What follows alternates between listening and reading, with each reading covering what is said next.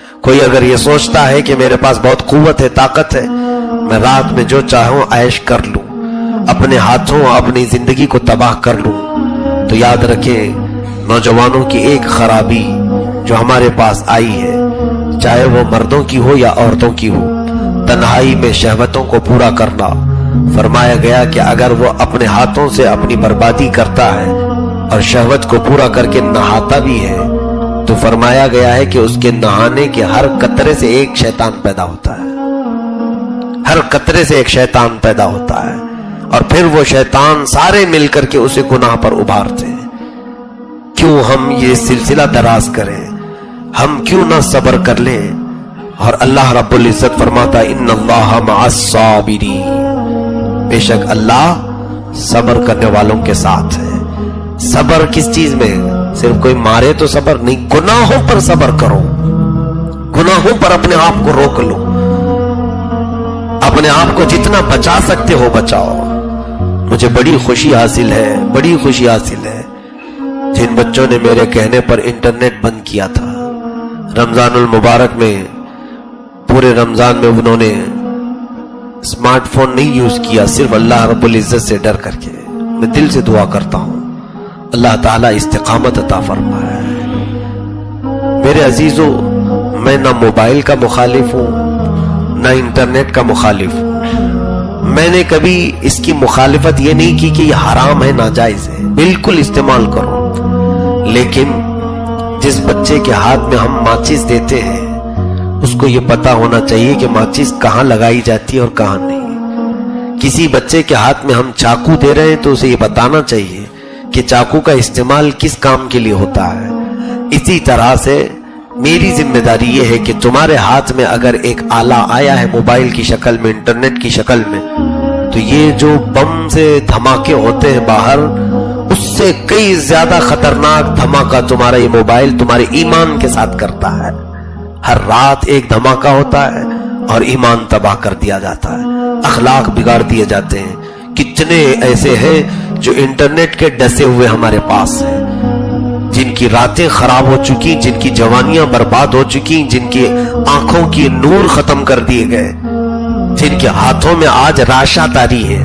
ایک بچی ایسی کہ اس کے ہاتھ کانپتے ہی رہتے ہیں علاج کے لیے۔ میں صرف یہ عبرت کے لیے چیزیں میں عرض کرتا ہوں میرے عزیزو، کسی کی عیب تمہارے سامنے کھولنا میرا مقصد نہیں، عبرت کے لیے کہ یہ تمام بربادیاں کیوں ہوئی۔ انہوں نے ایک ہی ریزن بتایا کہ ہم نے جو ہے اپنے ہاتھوں سے یہ گندی چیزیں دیکھنا شروع کیا تھا۔ آج ابلیس لعین پھر سے تمہارے ارد گرد منڈلا رہا ہے۔ یہ فلم انڈسٹری پوری کی پوری ابلیس کے پجاریوں کی ہے، یہ شیطان کے پجاریوں کی ہے، یہ عبدت الشیاطین ہے جو بناتے ہیں۔ یہ ہر وہ پارٹ مردوں کو دکھانا چاہیں گے عورت کا جس سے ان کی خواہشات انگڑائیاں لے بڑھ کے۔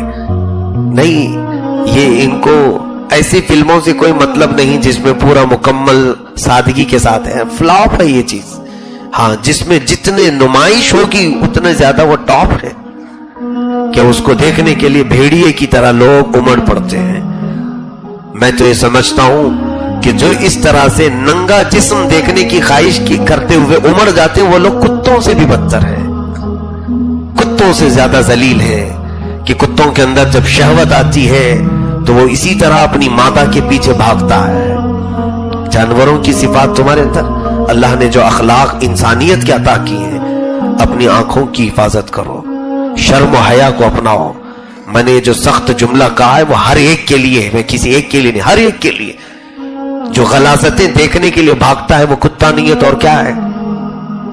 جس کو بے حیائی اچھی لگتی ہے یا تو پھر وہ مکھی ہے جو غلاظت پر بیٹھتی ہے، اچھائیوں پر نہیں بیٹھتی، یا تو پھر وہ کتا ہے جو مری ہوئی چیزوں کو کھانے کو پسند کرتا ہے۔ اور میرے آقا صلی اللہ علیہ وسلم نے سچ فرمایا، الدنیا جیفۃ وطالبها الکلاب، یہ دنیا مردہ گوشت کی طرح ہے اور اس کا طلب کرنے والا کتے کی طرح ہے۔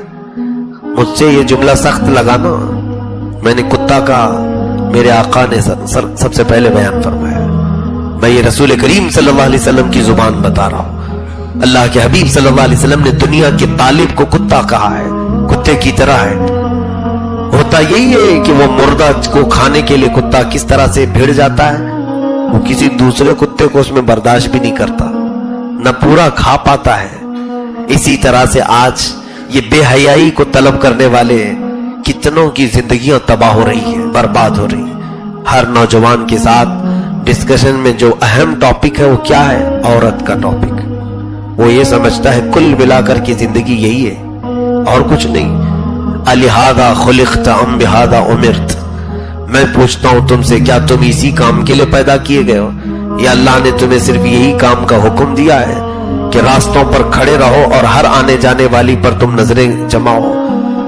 کیا تمہیں اللہ تعالیٰ نے اسی کام کے لیے پیدا کیا ہے کہ عورتوں کو بے آبرو ہوتے ہوئے دیکھ کر تم مسکراؤ؟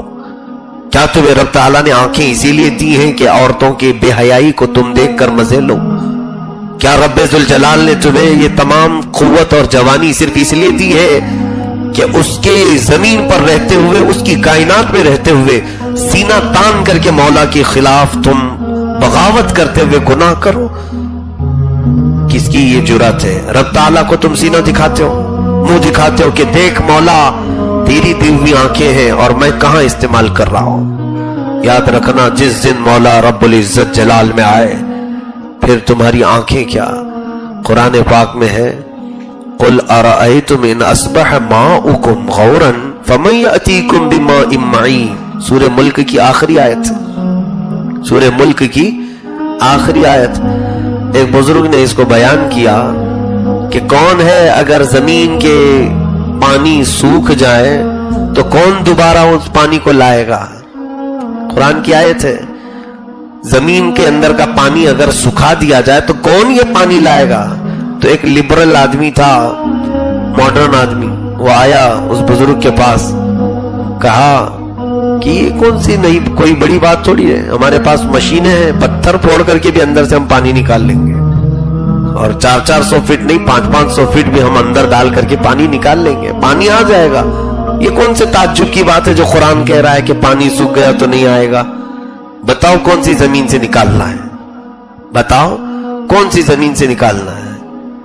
تو انہوں نے کہا اپنی دونوں انگلیاں اس کی آنکھ میں ڈال دی، اس کی آنکھ میں ڈالی تو اس کی آنکھ درد اور بے قراری شروع ہو گئی، ایسے کہ اس کی آنکھوں میں اب کچھ بھی نظر نہیں آتا تھا، صرف انہوں نے آنکھ اس پر اپنی 2 انگلیاں لگائی۔ وہ چیختے چلاتے باہر ادھر ادھر اچھل کود کر رہا تھا۔ پھر وہ بزرگ کے پاس آیا، کہا کیا ہو گیا، کیا ہو گیا میری آنکھوں کو کہ آپ نے صرف 2 انگلیاں دکھائی؟ کہا تیری آنکھوں کا پانی سوکھ گیا، تیری آنکھوں کا پانی سوکھ گیا۔ کہا کیا کرنا ہے؟ کہا زمین کا پانی بعد میں لانا، پہلے اپنی آنکھوں کا پانی لا۔ تو کہہ رہا ہے کہ زمین کا پانی اگر سوکھ گیا تو لانے میں کون سی دقت ہے، میں مشینوں سے لاؤں گا۔ کہا اچھا تیری آنکھوں کا پانی سوکھ گیا ہے، پہلے تیری آنکھوں کا پانی لا کر کے دکھا تاکہ تجھے روشنی آ جائے، پھر زمین کے پانی کی بات کرتے ہیں۔ میرے عزیزو، رب تبارک و تعالی جب چاہے کسی بھی ذریعے سے تمہاری آنکھوں کو سکھا دے، ختم کر دے، زندگی بھر کے لیے ہم معذور ہو جائیں۔ اس لیے آج کے دن میں میرا صرف یہی میسج تھا، یہی ایک، کہ میں پوری قوم کو لیلۃ القدر کی اس عظیم ساعت میں یہ عرض کرنا چاہوں گا کہ بچے، جوان، مرد ہوں، عورتیں ہوں، بچیاں ہوں، یہ تمام وحشتوں سے اپنے آپ کو بچائیں، یہ تمام گندی بیماریوں سے اپنے آپ کو بچائیں، بے حیائی سے اپنے آپ کو بچائیں۔ اور بچنے کا ایک ہی راستہ ہے، جب تمہارے پاس اس طرح کا ماحول آئے، صرف ایک خیال کر لینا کہ میرا مولا مجھے دیکھ رہا ہے، میں رب تبارک و تعالیٰ کے حضور کیسے یہ غلط چیزیں کروں، رب تبارک و تعالیٰ میری ان تمام بے حیائیوں سے واقف ہے۔ ایک بار اگر تم بچ گئے تو پھر تمہارے اندر ایمانی قوت اور حرارت وہ آئے گی، قسم رب ذوالجلال کی، جس پر تم نگاہیں ڈال دو کہ مولا اسے توبہ کی توفیق عطا کرے گا۔ یہ تجربے کی بات میں بتا رہا ہوں، سرکار مفتی اعظم ہند رضی اللہ تعالیٰ عنہ، یہ وہ ولی کامل کا نام ہے کہ آپ بیانات نہیں کرتے تھے، بیٹھتے تھے، سٹیج پر جا کر بیٹھے ہیں اور مجمع ہزاروں کا صرف ان کے چہرے کو دیکھا، جنہوں نے آنکھوں میں آنکھیں ڈالی، مجمع میں سے وہ چیخنا چلانا شروع کیے، توبہ کرنے لگے، نہ بیان کیا، کچھ نہیں کیا، اور کتنے تو توبہ کی اور ان سے بیعت کر کے آج تک یا تو وہ پھر اصلاح پر اور ہدایت پر قائم ہے. ان میں سے کئی تو ایسے ہیں جو علماء صالحین بنے ہیں, جو گناہوں میں زندگی گزارتے تھے وہ علماء وقت بنے, مفتیان کامل بنے. تو کس وجہ سے؟ ایک مرد قلندر کی آنکھوں میں وہ تاثیر ہوتی ہے کہ اس کی آنکھیں بھی اگر کسی کے دل پر پڑے تو مولا اسے ولایت کا بھی مقام عطا کرتا. وہ نور ضائع ہونے نہ دے. ہماری آنکھوں کے اندر جو نور ہے اسی کی برکت ہے.